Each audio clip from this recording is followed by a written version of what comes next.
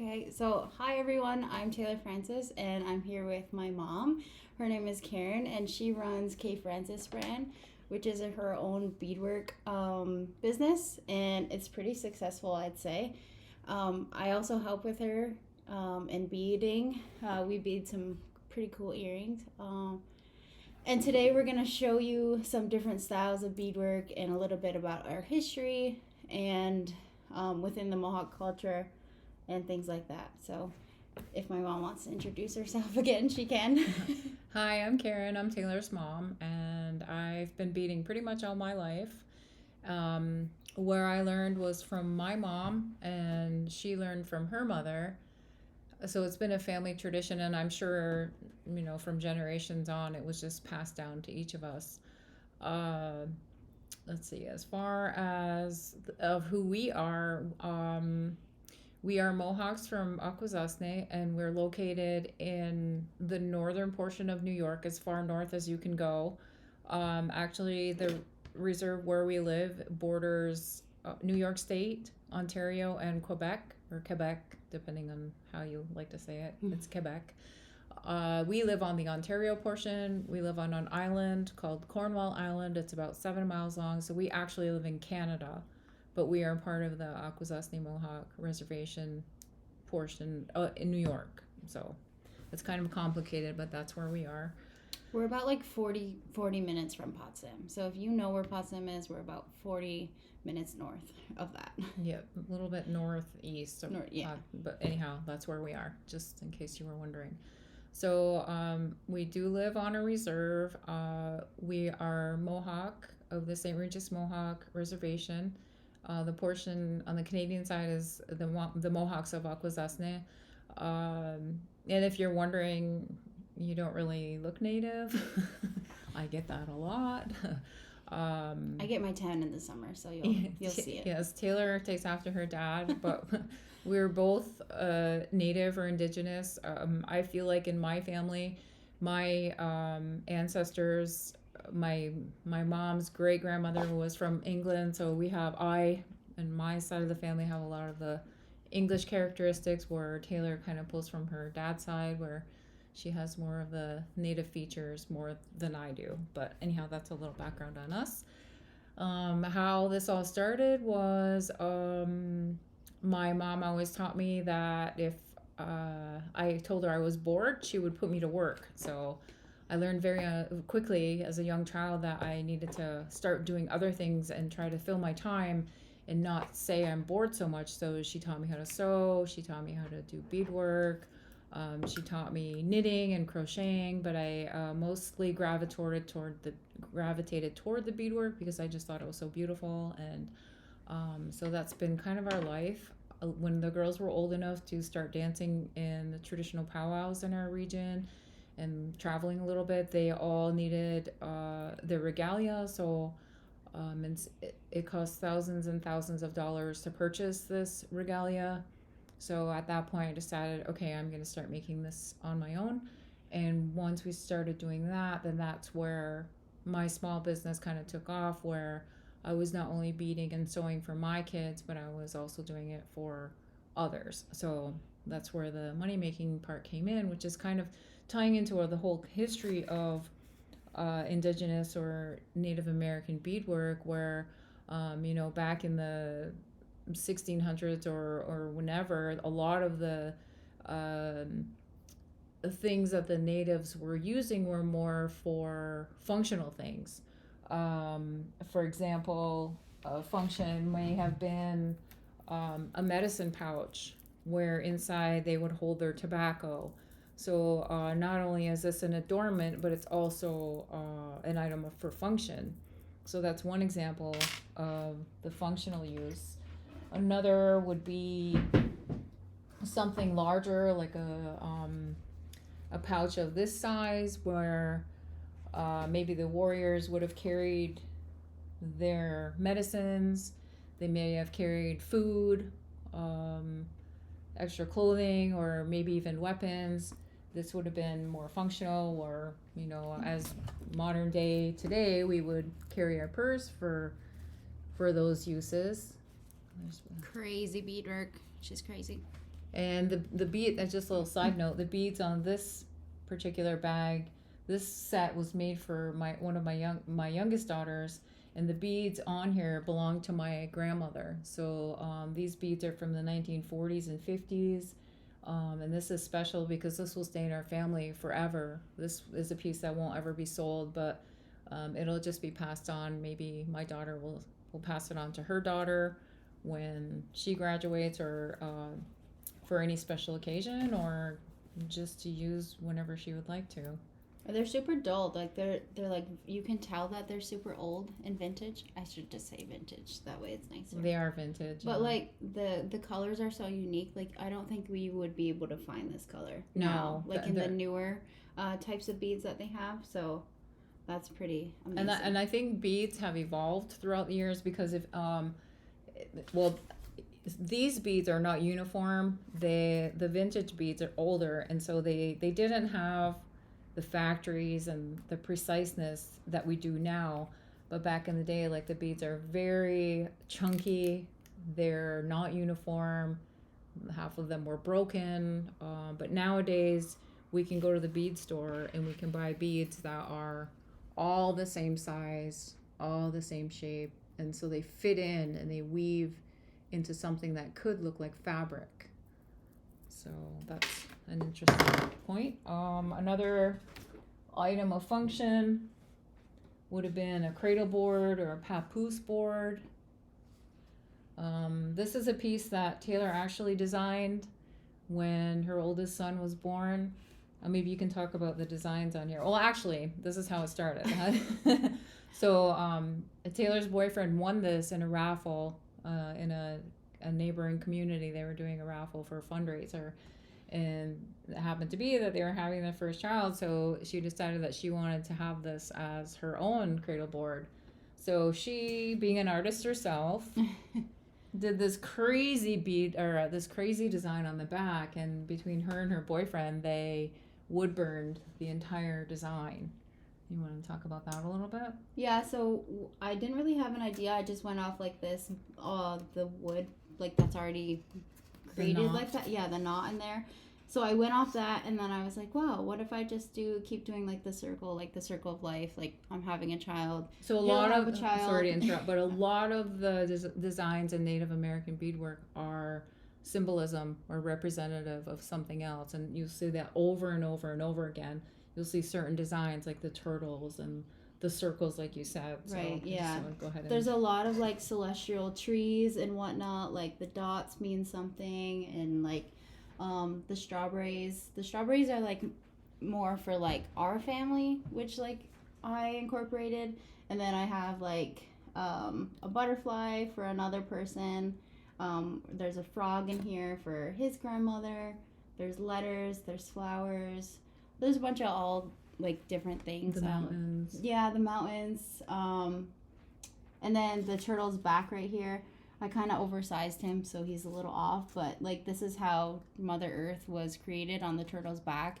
So that's where this all started. Of like, that's the creation story. Right, and then creation like story. How it all just keeps going up, and then it's the whole story itself of the creation story. So that's where my mind went with this.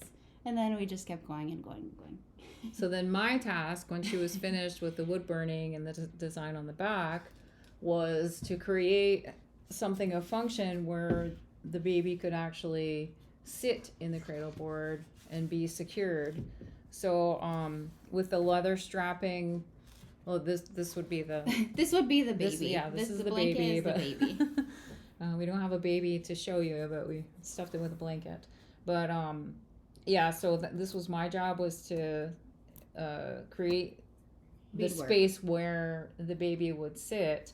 So not only the function, but also the adornment. And the designs on the front were just mirrored from the back. So that was half the battle for me.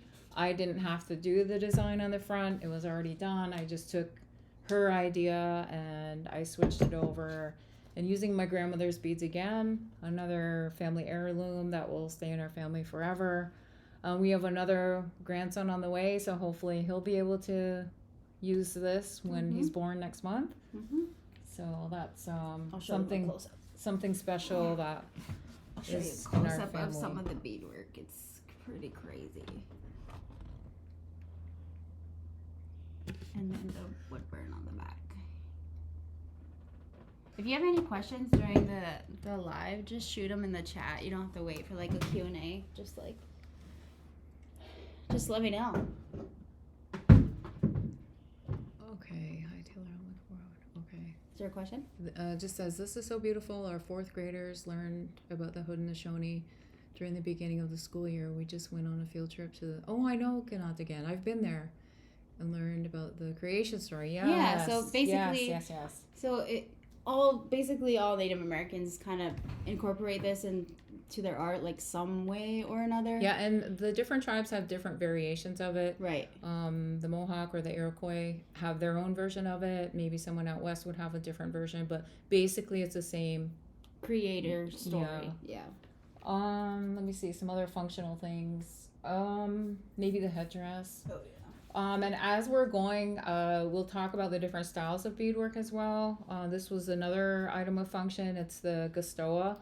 And the identifying factor on this is you'll be able to tell which tribe each person belongs to depending on what they're wearing. So or in how this many case, feathers they have. the Mohawk men have 3 feathers on them. Depending on how many other feathers, it would, I'm not sure who's 1 or 2 or... I don't know if it goes in order, but I know Onondaga has 1. Okay, so we're not quite sure about that. We know about Mohawk. we know 3 feathers for Mohawk. And then the adornment on the front of the Gastoa. So these are also worn for ceremonies, and they're worn in the longhouse when the ceremonies are performed. And then also this is a different type of beadwork. This is called loom work. So how this is made. Do you want me to run and grab? Oh, you have No, I have one right here. Okay. So loom work, maybe you're familiar with this, but I think they sell these at the store in like plastic. Yeah, I'm pretty sure. I'm sure you could get it at Hobby Lobby or Michael's, but basically you string the beads back and forth, and then with another thread you have to, I didn't set this up for a demonstration, but you have to bring the beads back and forth with a needle. It's very time consuming. It's frustrating for me because I like to get things done very quickly, and there are different ways to do beadwork a little quicker in my mind. So Yeah. There's a question. Okay. I think does it say Brie? Okay. How long does it typically take you to make something? It depends.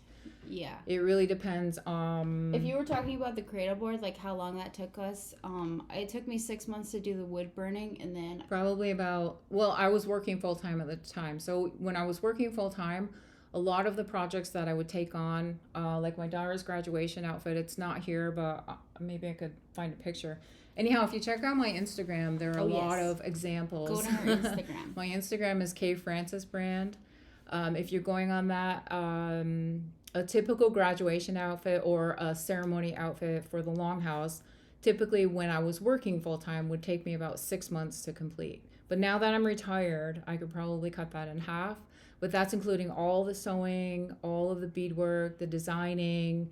I'm just learning how to make moccasins, but I can do the beadwork on moccasins. So it just depends on the project. Some other things that we make, like these type of earrings, those may take Oh wait, I already have one. maybe I can whip one out in an hour now. yeah. So it just depends on the project. And Like they're there are super so pretty. many things that you can do with beadwork. Like this, something like this. This is what you call peyote stitch, and this will take me. I gauged it one time, like counted the hours that I put into this, and it was between 24 and 30 hours to make something like this, and that's straight beading. So so probably like 3 days, but not doing it 24/7, which I would probably like to do. She would do that.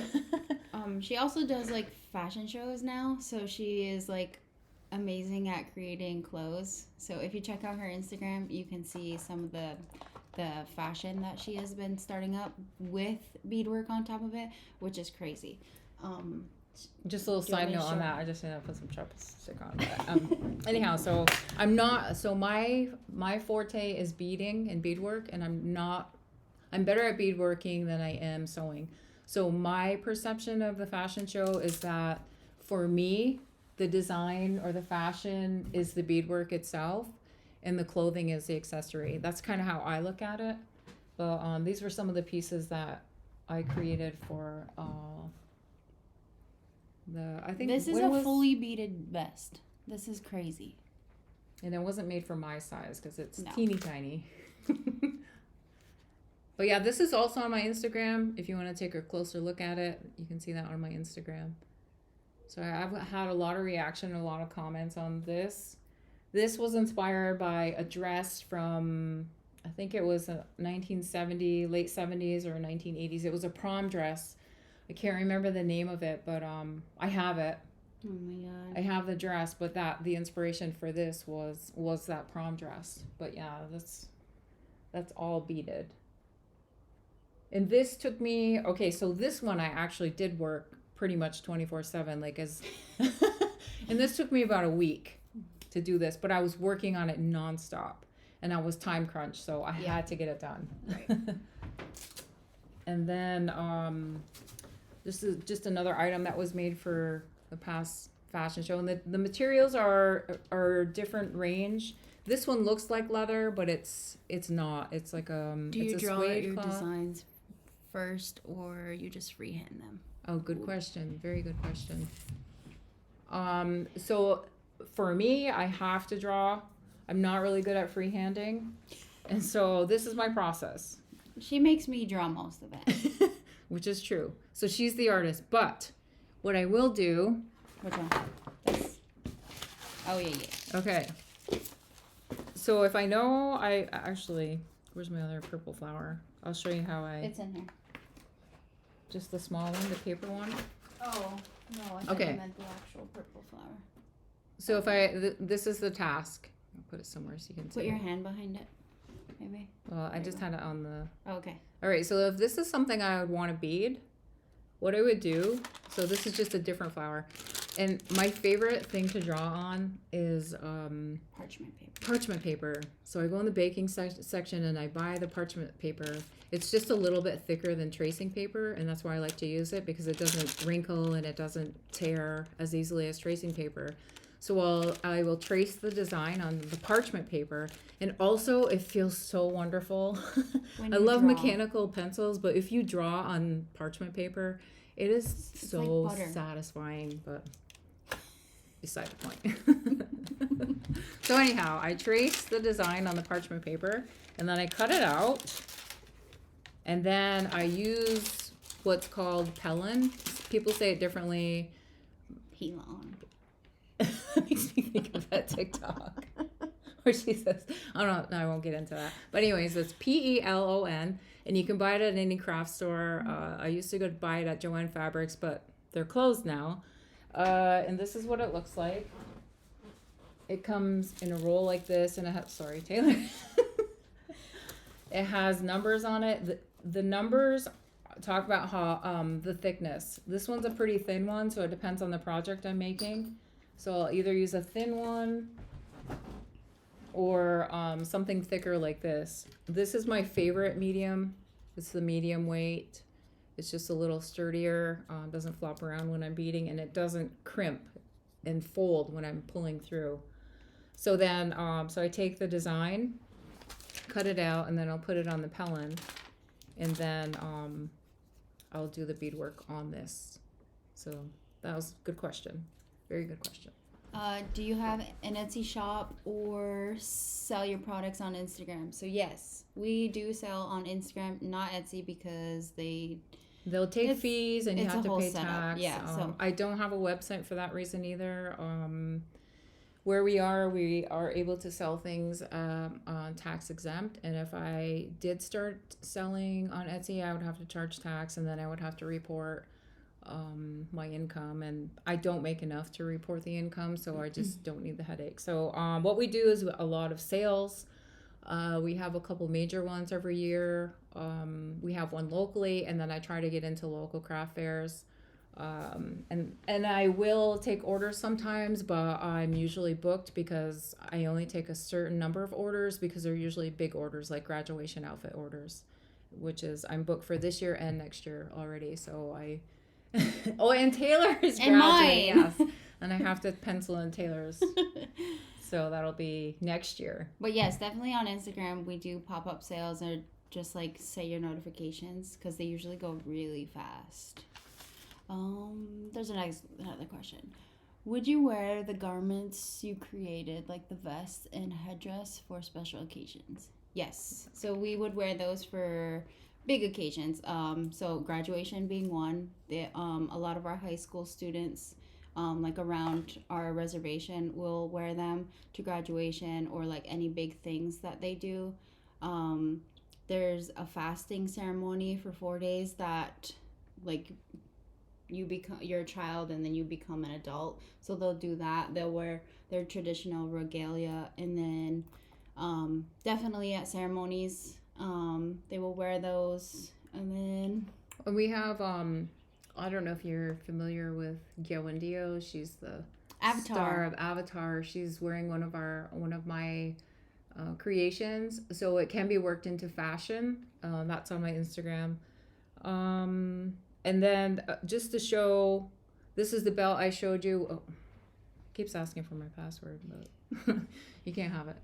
So this would be our fashion worked into wearable, or you could wear this for, Whenever, party, yeah. or I mean, like, a lot of people, like, when we're out and about, like, you'll see a lot of her earrings, and we're like, hey, she's wearing her earrings, like. or purses. Yeah, like That's the how purses everyone usually wears. Yeah, like you'll see a lot of people carrying their beaded purses. Yeah. Definitely the beaded earrings and necklaces. And we have, I just lost the word for it. Medallions. Yep. Definitely medallions. A lot of people wear medallions around here. Men and women. So this is a men's medallion. A little more masculine. Also made from different materials. The back is leather. The strap is leather. These are brass cones. And then this is horsehair. And then the beads on the front. This is made for my son-in-law, so I did use my grandmother's beads. And this is representative. So my youngest daughter's having a baby, and she just had a photo shoot. And I'll post pictures pretty soon. Haven't had a chance to do that yet. But so we are Turtle Clan. So this is Corey, representing Corey. And then her boyfriend is a Wolf Clan. And he has 2 boys already, and they are Snipe Clan. So this is a family medallion, something that he can wear, but also he can pass it on to their son. So that will also stay in our family. So a lot of the things that I do make and I spend a lot of my time on are making family heirlooms, like this one. So this one was for my sister's graduation. She wanted a belt. And it's crazy. Which way do I go? This way. Oh, see that light hitting it? Spectacular. Crazy. It's gorgeous. It like goes right here, like underneath the boots. So this would be one example of how to wear that. Mm-hmm. And then the other, like, I swear, it's like the vintage beads where, like, you can't get those colors anywhere else. Like, it's just amazing. Was it like almost faded at the same time? yeah, they're a little worn, but they have so much character in them. Yeah. The sparkle and the shine, it's just, they're just amazing. I'm just looking for Corey's. So this same belt was worn in a different, oh, here it is. So the fun part about, this is Corey, my youngest, that was her graduation outfit. The fun part is Corey designed this whole outfit by herself. She drew the picture, she had the vision. And what my girls do is they'll come to me and say, Mom, this is what I'm thinking. Do you think you can make it? And so Erica, yes, my second. Oh, I didn't bring her medallion, but the medallion that Gyowendio was wearing, she's the first picture on my Instagram. My daughter Erica was the one who designed that one, and she's the reason that we started making the earrings like this. Yeah, that was her idea. So me being able to teach them how to bead, we all bounce ideas off each other. They have ideas, I have ideas. We sit around the table. Hey, what about this? What about we definitely sit around the table. Her beading room is our dining room table. It's not a dining room anymore. It's a beading room. Yeah. Okay. Draw your designs. I think we answered all those. Okay. Yep. All right. So what else did we want to talk about? Do you guys want to learn how to bead now? We can show them. You want to do beadwork? Okay. So there are so many different ways to bead. We showed you a few already. The loom work, we're not going to demonstrate that today. Maybe I'll just show you this one. So this picture right here, another reason that we do beadwork is to hold memories or stories, history. Way back in the day before we even had beads. You want to hold that for a second? Yep. She won first place with this. Where did you win it? Or best of show. Best of show she won. I won best of show at the Idle-Georg Museum in Indianapolis, and best of show at our art market here.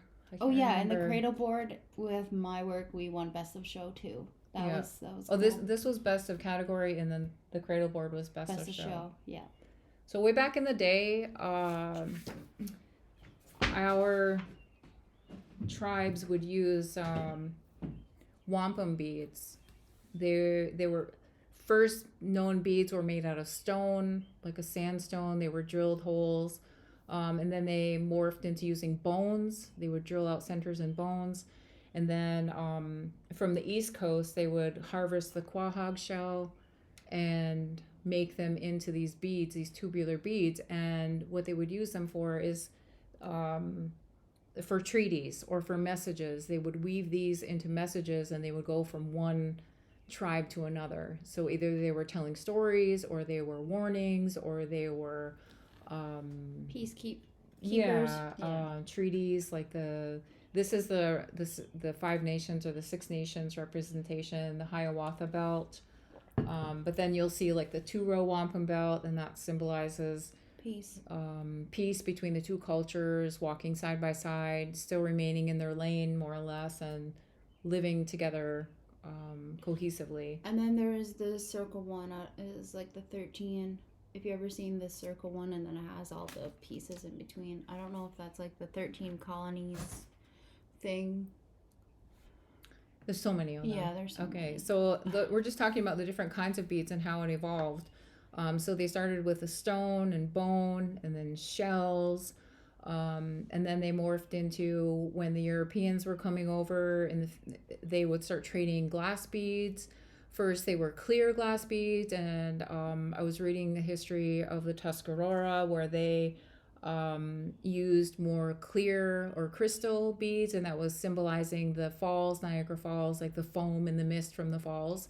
So back in the day, you would be able to tell what tribe made the beadwork depending on the colors they used. So for example, Tuscarora would only use the clear or white beads, symbolizing their tribe, whereas the Mohawks would use red, yellow, green, and blue, and some of the crystal. But by looking at the beadwork, historians can tell which tribes made the beadwork. So I found that really interesting. But the colorful beads and the more uniform beads made of glass came from the Europeans back in the 1600s. And they traded for furs, they traded for clothing, for survival skills or whatnot. So that's where the glass beads were introduced to the natives. And so the adornment came from function, making their functional items beautiful. But then as the settlers were coming in and tourists were coming in, it became more of means, their way of life, where they were selling the beadwork. So they started making purses, the little pillows, the scissors holders, anything that would catch the eye of the Europeans, of the little shoes. I don't know if you've seen pictures of the beaded shoes that they've made, but they were geared to sell to the travelers, and that's how they would make their money. So that's how those came in. All right, I think we covered most of that. All right, and so we can go ahead and what do you want to do? Okay, maybe I'll just show this one. Show like the type of raised Yeah. beadwork. Yeah. Okay, so my favorite way of beading is called raised beadwork. It's gorgeous. And this is also, it's it's a combination between a yoke, which is traditionally worn on a mohawk outfit, made a little bit more modern in the style. I like to make things that are different, modern but still traditional. And on here, these were also made with my grandmother's beads because this was for my daughter Corey, her maternity photo shoot, which I'll post on my Instagram. Maybe tonight. Yeah, tonight when I have a little more time. But so in the raised beadwork, on this, there are two different types of beadwork.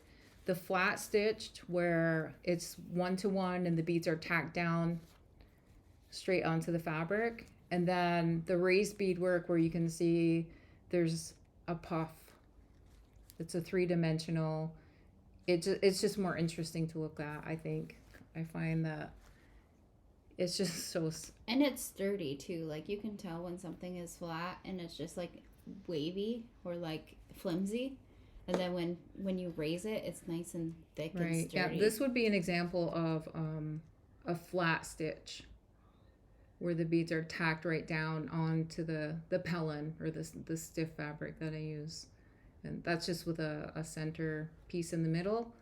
And then this would be the raised beadwork part. So I'll show you a little bit of both of how to do the flat stitch. And then I'll show you how to do the raised beadwork. Okay, so this is my organized mess. It's organized, I promise. It is. But it's functional to me because everything is where I need it. There are different kinds of materials, different kinds of thread. I use a Nymo nylon beading thread, and they're different in thickness. If you do a 0 or 0-0, they're very thin. And the reason I use a thinner one is when I use my grandmother's vintage beads, the holes are very small in there, and I need to use a thinner thread and a smaller needle in order to get the thread and needle through there. But modern day beads are made with a bigger hole, more convenient, more uniform, so I'm able to use a thicker, sturdier thread for the modern beads, which is nice. And I have favorite needles. You should see mine. I'll show you mine really quick. My hands get really hot when I bead, so if you see mine, it's not straight. It is completely like worn. Yeah, they never to like where you actually pick the bead up. They never stay straight. They almost has a little hook on them, and it's like a whoop. Yeah, it works out. It's hard to really bead with a straight needle anyway. Half the battle is trying to thread it as well. And seeing at the same time. I just don't want that to be in your face. Okay. All right, so when I'm doing the flat stitch, so the flat stitch will be...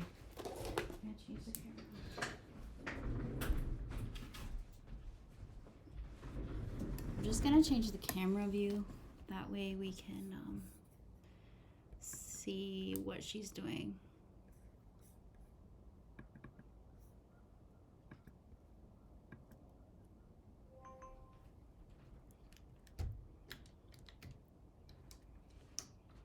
Oh, I just shut that off. Okay, so the first step is to tie a knot, and I usually just roll it between my fingers and then bring it around. Can you see? Yeah, I think so. Okay, and then I just pull it down. Can you guys see okay? Is this... Might be a glare here. We're just trying to arrange it so you can see. Is that a good view? Okay. Thank you. All right. Okay, so I always burn the end of my knot, and then I just blow it. I blow it out. Oh, that was too much. I blow it out just as it reaches the knot, and the reason for burning it is so that it doesn't ever come undone. It would be annoying if the knot came out and then all your beads would fall off. Okay, so I didn't cut out one of these yet, but what I'm working on is one of these flowers. So how I make this is I have to do the outside edging first. I have these in a couple of stages. So the first thing you do is the outside. You have to frame the flower with the edging. And I'm just gonna do a quick example just on a smaller flower. So I've already traced it on my fun parchment paper with my mechanical pencil. And then I use the Pellin. Am I in the camera? Yep, you're good. And then I just trim a little bit around. I don't like to have these pointy edges because the thread catches on it. I like to round everything out nice and neat. And I don't worry about the extra paper right now.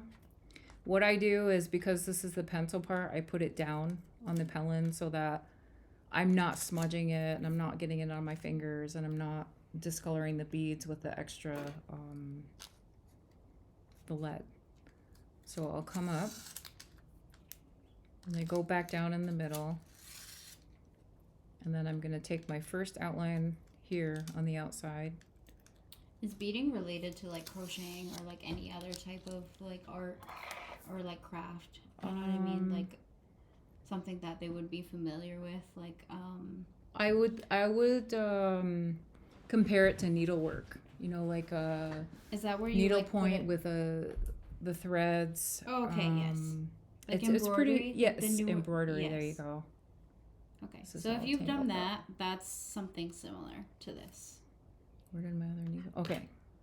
All right, so I have the thread with it. It's doubled, and I've tied my knot, and I brought it through on my first line. So then I take another thread and I single thread it. I only need one, and I'll do the same thing. I roll it between my fingers if I can. Sorry, I mostly lick it, but it's on the back side. Pull it tight, and then I just burn it a little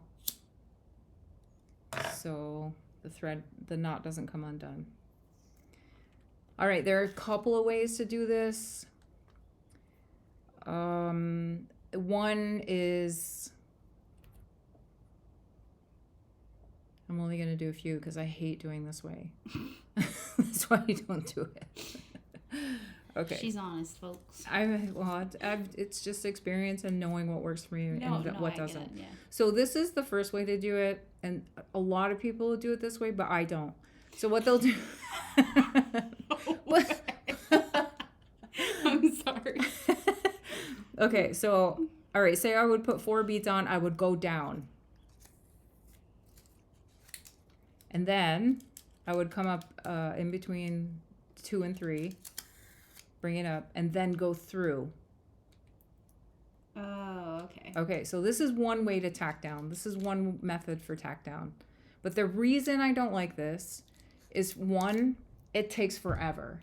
Yeah, because you're going back and... Yeah, and 2, sometimes because you're doubling up the thread, and the reason you double up the thread is so that wear and tear, you don't want the threads to break, so you want to make sure it's nice and sturdy.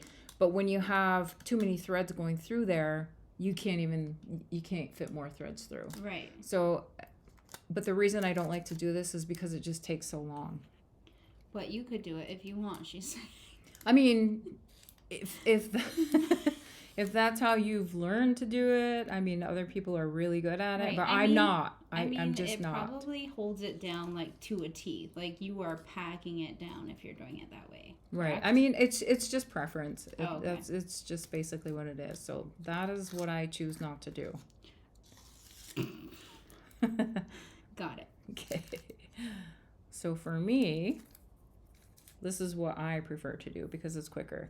One really quick way if you're doing edging is to get a little cup. A little to go. Like a shot cup or whatever. And you dump all your beads in there and then you just scoop like this. But I don't have enough because there are different sizes of beads too. That's something we didn't talk about. These right here, what I'm using are size 15. Basically the numbers, the higher the number, the smaller the bead. So this is a 15. There are 13s, there are 12s, there are 11, 10, 8, 6. I don't think there's anything bigger than a 6. Maybe a 4. I'm not sure. But the basic rule is the smaller the number. The smaller the number, the bigger the bead. The bigger the number, the smaller the bead.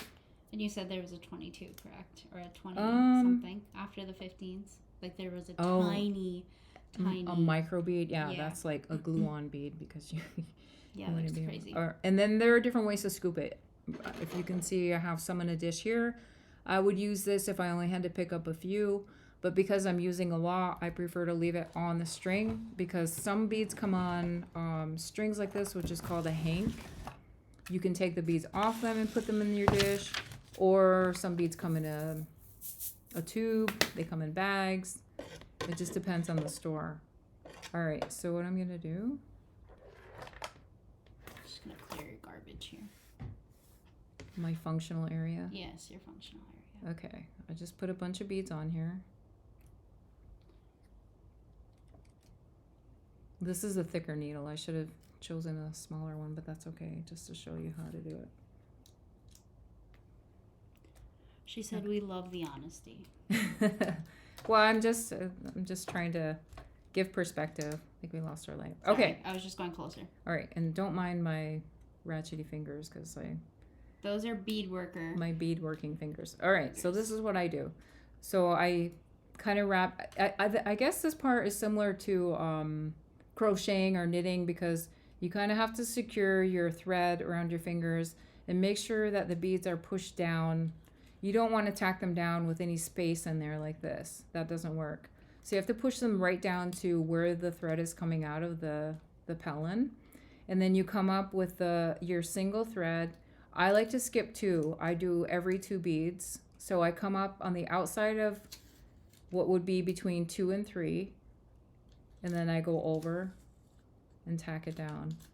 And then I'll go on the outside of, I skip 1 or 2. So it's every 2. I'll do every bead if I need to have more detail. If there's a sharper turn in the design, or I need it to be more precise, then I'll go and do every bead. But usually it's just every 2.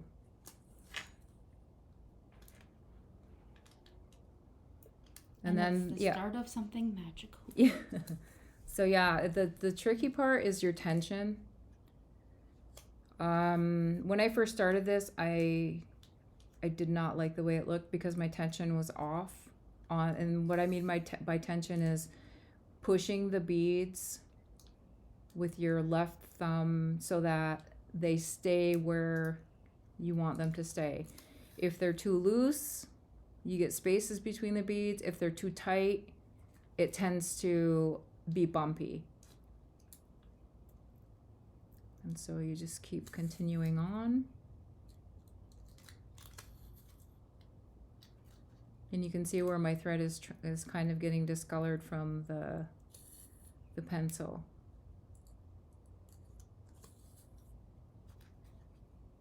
Okay, I just want to get down to the end of this petal to show you what I do to start the next petal.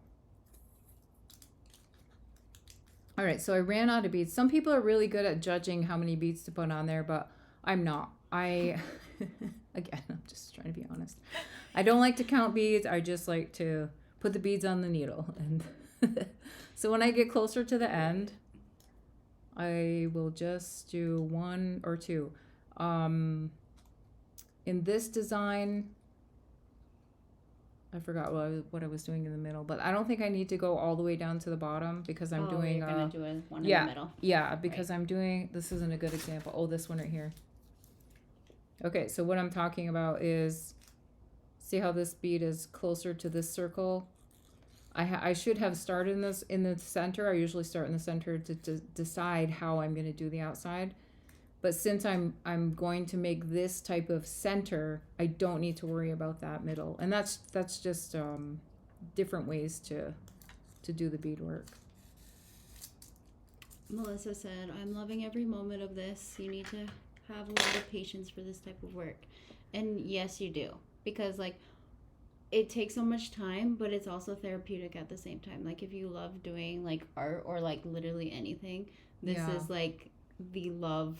It's pretty enjoyable. I mean, even when I was first starting out and I really was not very good at it, I was terrible at it, but I liked trying. And I think that's the key thing. If you keep trying and it's bringing you joy, then you just keep at it. And for me, this is relaxing. Where's the finished pink one? Can we grab the finished pink one? Yep. Her work is insane. So this is the finished product. Like, look at that. Perfection. And how many years have you been beading though? Okay, seriously. I started beading when I was about 8 years old, but serious beading? Yeah, like beading like like this? Yeah. When you guys were dancing. So Right. when I think I was about like 10 or 12. Yeah, honestly. I'm going to be honest. Being a mother of 4, working full time, coaching, trying to live life. I didn't really start seriously beading until you guys were in high school or... Yeah, because I've seen your work like from before and then like to now, it's just like crazy, like the improvement. So yes, lots of patience, lots of time, for sure. Okay. So, all right, how to overlap these? All right, there's a couple of different ways to do it. You can go through the bead if your needle will allow it, and I'm pretty sure this needle will not let me because it's a little bit chunky, but I'll try. So I just came up between the 2 beads. If I can get it through there. I think it's too chunky. Yeah, it's too chunky. So, hypothetically. Okay, so if that's the case, if my needle just will not go through, and you're going to have 2 threads on the back, that's okay. That's how it goes. You just have to kind of keep them separated. I know it's not going to go through, but I know that I need to continue on here. So what I'll do is I come up between the 2 beads where I think I should have gone. And then I'm just going to sneak my needle underneath so that the thread is coming out at that angle. At an angle on the line that I need to continue on. So then I start adding more. I'll just add a few more just to show you the beginning of the next thing, because everything else is just repetitive until you finish the whole thing again. Just push it down with your thumb. Now, something that I've learned over experience is when you're using your tack down thread, you have to be careful to realize where it is on the outside, because when this is done, you'll cut this out. So you have to be mindful of where this one is, because if you go from here to here, when you go to cut it out, you're going to snip your thread. So what I always do is I'll do an extra tack down.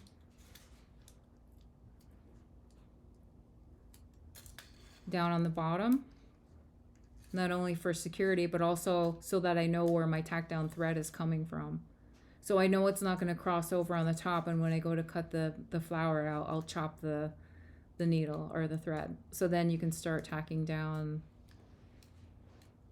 again. And I just I picture it, I'm beading on this line.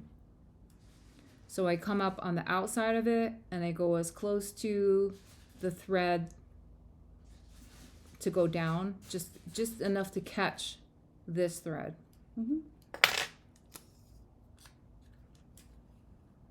And then pushing it with the right amount of pressure, right amount of tension.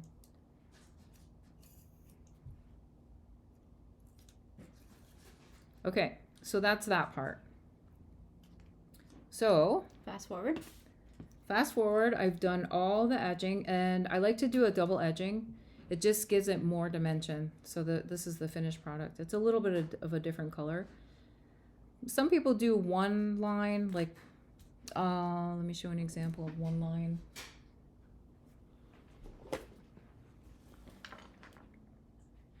This one has one line for the edging. It's okay. I like that. Yeah. This served the purpose. But I see the difference between the 1 and the 2, even right here. Yeah, even on that one. Just gives it a little extra. But also you can do it in different colors. Like this one has a different shade. Just gives it a little more dimension, I find, when you add 2. And some people use gold. I don't have 2 that are gold lined, but this would be just the gold edging. But then you could do, there's so many different possibilities. You could, it's endless. And I think that's the fun part, is because it's endless. All right. The frustrating part. We never know. Depending on your perspective. Depending on your mood for the day. Yeah. Okay, so I started the center. I like to start the center first because then I know how far to go down with the beads on the petals. And I'm gonna need another needle. Okay. Dad's in there having a snack. I I can know, hear him. I can hear him too. We have about 10 minutes left. Okay. I don't want to keep these guys over than their time. Okay, I'm just gonna go quickly on how to do the center and then the raised part, and then we can be done. Do you guys have any other questions or want to see anything else? Let me know. Just trying to thread the needle again. This is a thinner one, so Oh, the it's beads, gonna yeah, the swirl. beads should go through it pretty easily. Okay, I'm gonna tie the knot again. Pull it tight. Burn the edge. Blow it out before it completely burns out. Okay. So I started one row of this edging, and what I'm going to do here, I'm going to come in just inside of that. Maybe I should show you the outside, how we did that, just to show you that example, and then I can just fast forward. All right, so pretend that this is the outside line of that. So this particular design, I used 15 beads. So I'm going to gather up 15 beads. Oh, we might have to put those in the picture. There you go. This is the easiest way to do it. And then I just count. So 5, 10, 13, 14, 15. And she doesn't take it off the string. Like when you buy the hanks of beads, she doesn't take it off just because she counts that way. It's just easier for me to pull it off and count that way. So because I want it to puff up that much, I know that, and you can experiment with the space. The further away you put your needle in, I'll just show you for an example.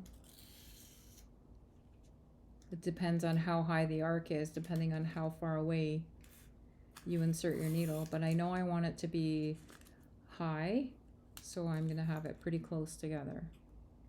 And a lot of this is just eyeballing, and it's a lot of trial and error. So now I'm going to come up Halfway in between. a little bit more than half. I would say 3/4. Oh, yeah.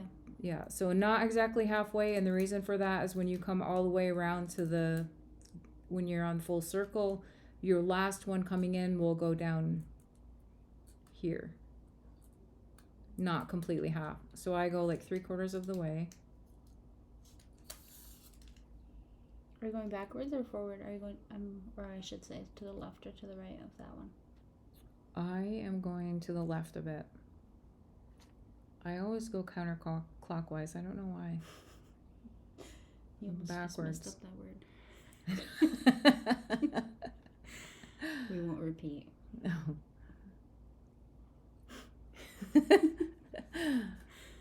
Okay. And then you go down about the same distance as the first one. You just kind of eyeball it. I love that sound. Of the piercing of the paper. Yeah. We should do an ASMR of just the And you'll come up where the gaps are. You'll see the gaps once you get going. Once you know what you're looking for, you'll know exactly where to place them. It just takes practice. Okay, so again, I do 5, 10, 12, and then 3. 1, 2, 3. Pull out that extra thread, and it's okay if it breaks because that's just holding the beads, the surplus beads. Again, I'm just eyeballing. And if it's not right, I pull it apart. I'm not afraid to take things apart. If I don't like how it looks, I will take it apart. All right, so I'll just fast forward. When you're coming all the way, pretend we've done this all the way around. I'm coming up to my last one. Actually, I'm going to go 2 back because you'll see in a second. So it'll be, cut the thread a little, give myself an easier time. Okay, these are the last 2. So we're pretending that we've come all the way around to the full circle. Right here. So this will be the ending it. This is how it comes together. Excuse me. So we're doing 5, 10,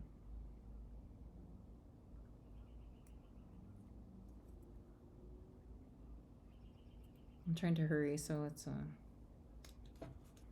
okay.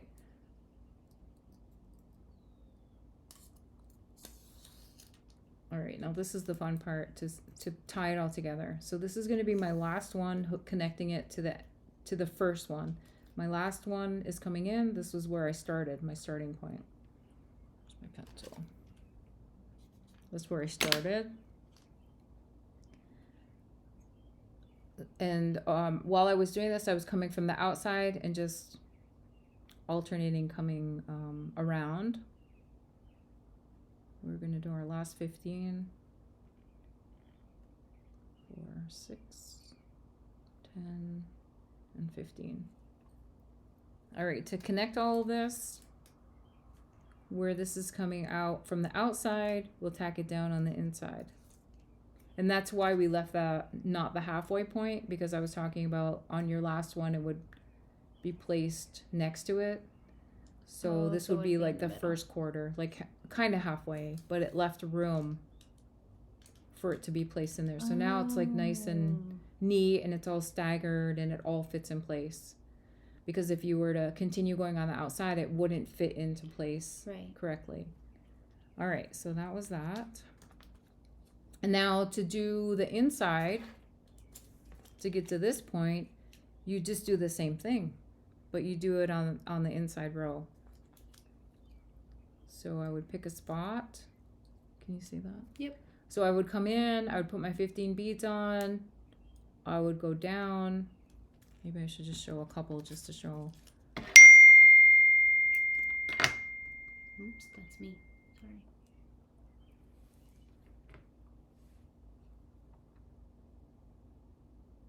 Just doing a quick one.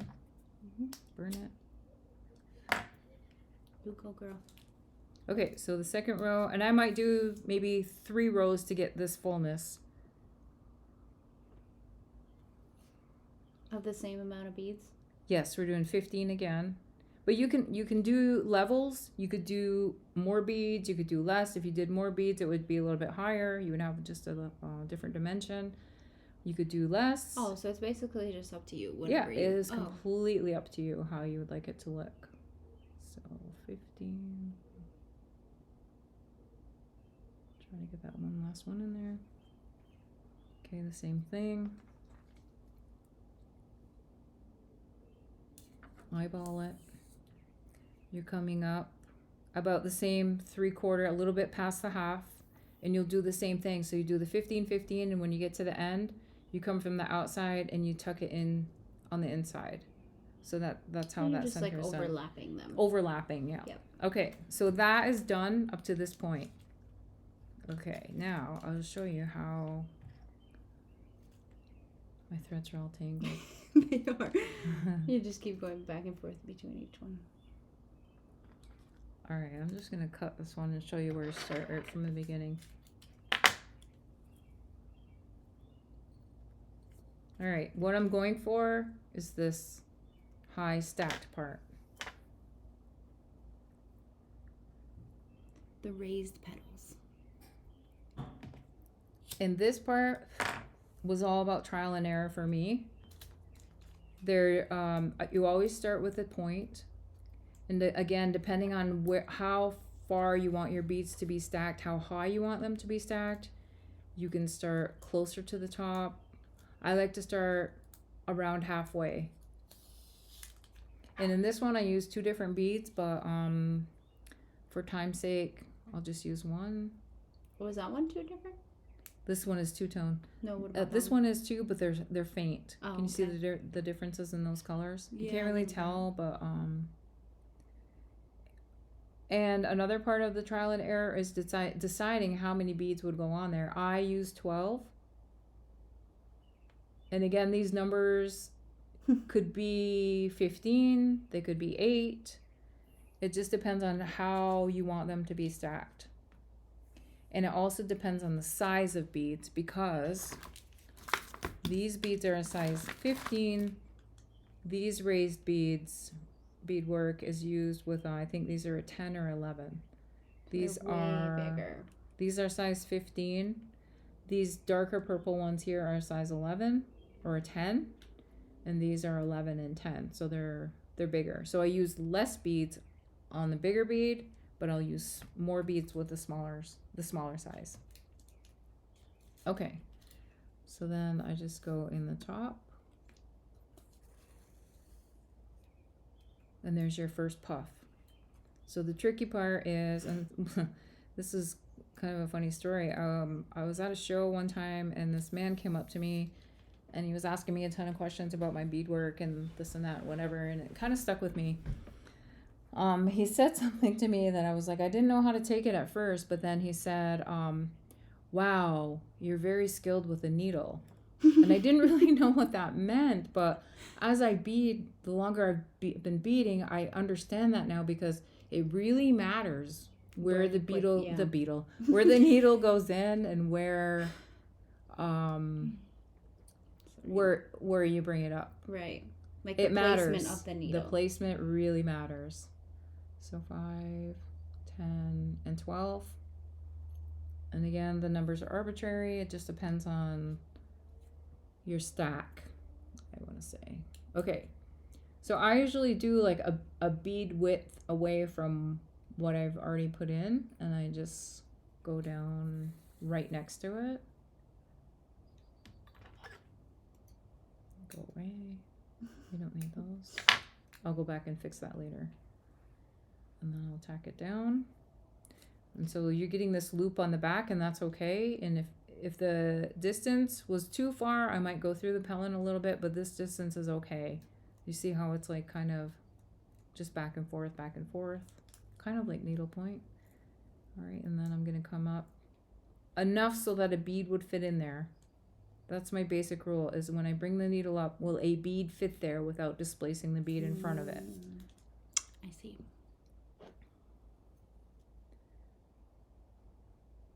Okay, and then I'll add my 12 again. 4, 8. This is kind of hard when you're distracted. Are you distracted? I'm just saying. Like, we're bothering her. There's time, a lot guys. of, a lot of. I just say I get more done when I'm by myself. When no one's bothering me. Okay, do you see how that's taking shape? It's starting to. So what I'm working on is this part of the petal. For whatever reason, this is how I do it. Other people do it different ways, but I always do the right side first. I'm better at the right than I am at the left, so I always do the right side first. So I'll do the whole row, and so I'll go all the way down to the bottom, but I just want to show you how to get to and the thread will tangle. That's a guarantee. Okay, so when I'm doing the left side, I will come up right beside, not the first one, but the second one. So I want this is the front petal, the front of the petal. I want to come up with my needle right beside the second one, and I want to make sure that a bead will fit there without displacing it.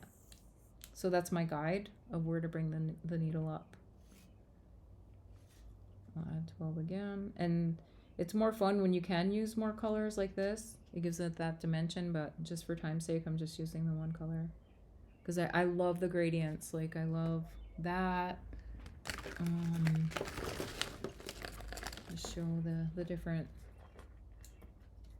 textures and gradients. I like to use 2 to 3 colors just to give it a little bit of a ombre. This one was not very close, but I love to do the ombre.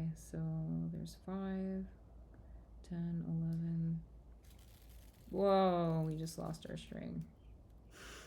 That's okay. It happens. Happens a lot. Okay, so I'm going to pull this through. And then you're going to the left side. Now I'm going, pretend we've already done that, like we've come to the bottom. Now we have to start the left side.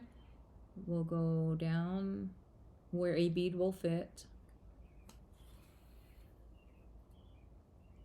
And sometimes we get tangled. Pull it tight. And then we come up right beside the next one down. And do it all over again. Awesome. Do it all over again. And then when it's done, you cut it out. You have to be careful not to cut your stitches. I've done that before. Oh, and then we can pull the paper off. I always pull the paper off first. And this parchment paper rips very easily. Some people bead with their paper patterns on the back side, which I've tried. I cannot do that. Usually the paper doesn't show, but if I'm doing